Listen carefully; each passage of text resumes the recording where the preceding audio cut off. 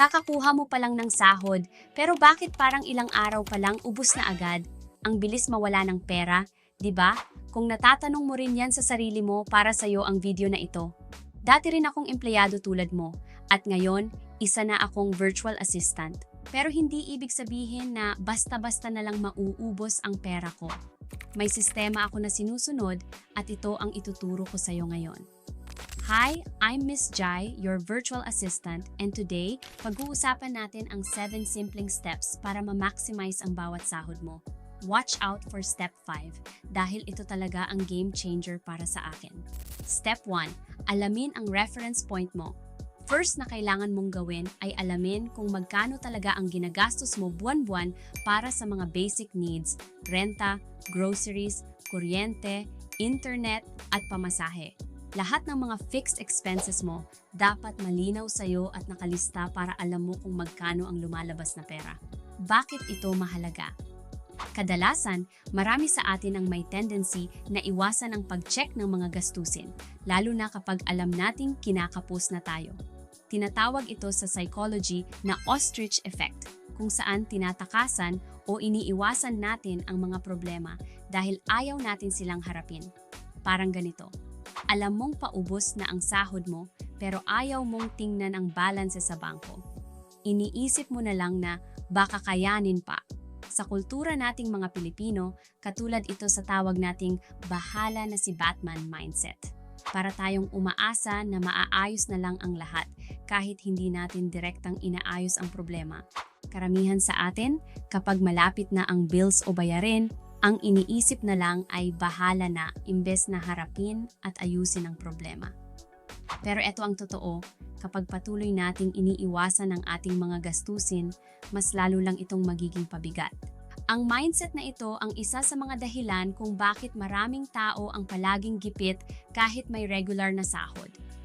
Kailangan natin baguhin ang bahala na attitude pagdating sa pera.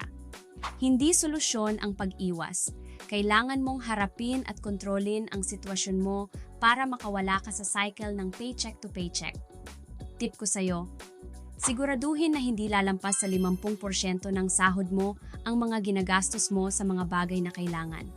Kung lagpas ka na, tingnan kung saan pwede magbawas. Baka pwede mong bawasan ang mobile data plan mo or maghanap ng mas murang transportation option tulad ng carpooling. Na-check mo na ba ang budget mo? Sa tingin mo, ano sa mga gastusin mo ang pwede mong bawasan? Step 2. Magtayo ng Quick Solution Fund. Step 2. Alam mo yung peace of mind na kahit may biglaang emergency tulad ng nasirang sasakyan or health emergency, hindi ka nangangamba. Dito papasok ang Quick Solution Fund. Dapat katumbas ito ng isang buwang gastusin mo para anytime ready ka sa unexpected na gastos. Ilagay mo ito sa savings account na madaling ma-access pero kumikita rin ng interest tulad ng mga digital bank savings account. Hindi mo kailangan mag-ipon ng 6 na buwang emergency fund agad. Ang isang buwang solution fund ay magandang simula para sigurado kang may pang-emergency ka. Nakapagtabi ka na ba ng Quick Solution Fund? Ano sa tingin mo ang best account para doon? Step 3. Bayaran ang high-interest debt. Step 3. Marami sa atin ang gumagamit ng credit card o mga buy now, pay later schemes ng mga online shops. Pero ang tanong, bayad ka ba agad sa utang o hinahayaan mong tumubo ang interest? Halimbawa, ang buy now, pay later mukhang magaan, pero kapag hindi mo nabayaran on time, tataas ang interest at mas lalaki ang babayaran mo. Kung may mga utang kang may mataas na interest tulad ng credit card debt, unahin mo itong bayaran. Para sa akin, effective ang snowball method. Bayaran mo muna ang pinakamaliit na utang para makita mong may natatapos ka. Once mabayaran mo ang maliit na utang, ilipat ang perang yun sa sunod na utang hanggang sa matapos mo lahat. May mga utang ka bang hindi pa nababayaran? Ano sa tingin mo ang pinakamadaling unahin? Step 4. Magtayo ng emergency fund.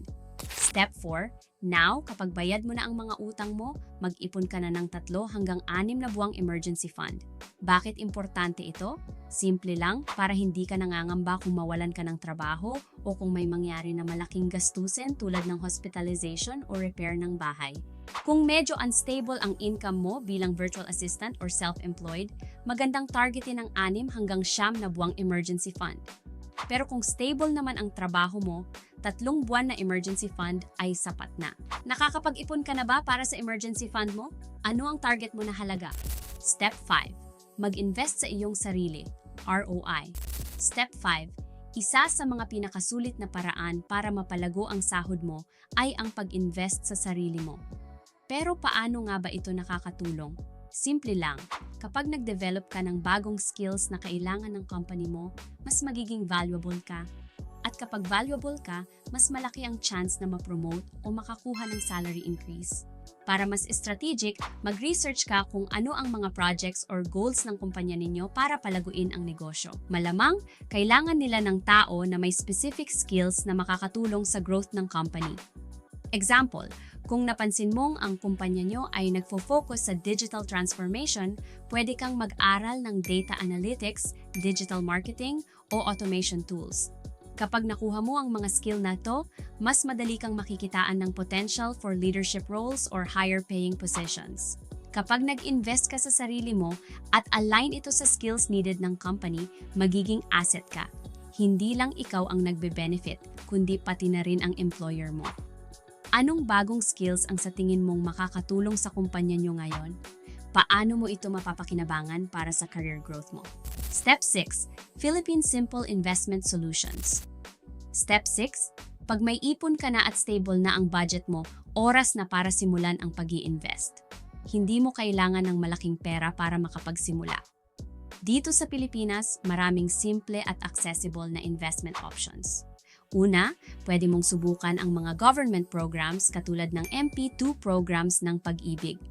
Mura lang ang starting investment dito pero kumikita ng interest taon-taon. Isa pa sa mga magagandang option ay ang mga mutual funds na ino-offer ng mga private companies. Madali lang magsimula at may mababang minimum investment kaya't magandang entry point ito para sa mga beginner. Ang mahalaga dito ay magsimula ka ng maaga. Kahit maliit lang ang simula, malaki ang magiging epekto kapag hinayaan mong mag-compound ang pera mo over time. Nakapagsimula ka na bang mag-invest? Anong simple investment option ang sa tingin mong bagay sa'yo? Step 7. Pag-aralan ang opportunity cost. Step 7. Sa puntong ito, kailangan mong isipin kung saan mo gustong ilagay ang extra money mo.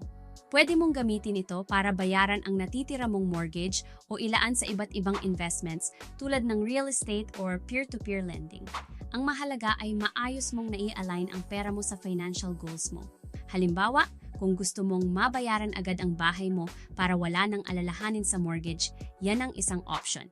Pero kung mas gusto mong mag-invest sa ibang ventures tulad ng stocks or negosyo, okay rin yon. Walang tama o mali rito, depende ito sa lifestyle at goals mo. Saan mo gustong ilaan ang extra money mo? Pangbayad ng bahay or dagdag sa investments? Kung nagustuhan mo itong video, don't forget to subscribe. 70% ng nanonood sa channel ko ay hindi pa nagsusubscribe. Please, malaking tulong ito sa akin at makakatulong din ako sa iyo para mas lalo kang gumaling sa finances mo. Salamat sa panonood at kita-kits sa next video.